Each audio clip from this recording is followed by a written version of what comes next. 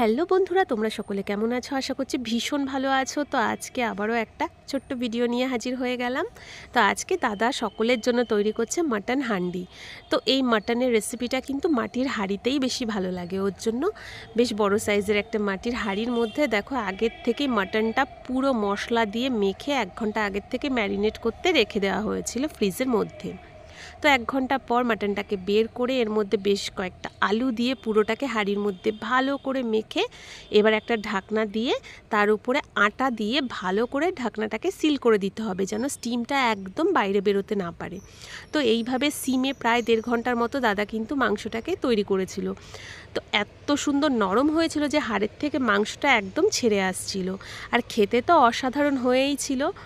তো আজকের ভিডিওটা তোমাদের কেমন লাগলো সেটা কিন্তু আমাকে অবশ্যই কমেন্ট করে জানিও। যদি ভালো লেগে থাকে অবশ্যই আমার চ্যানেলটাকে সাবস্ক্রাইব করে নতুন বন্ধু হয়ে আমার পাশে থেকো। তো এখনের জন্য ধন্যবাদ।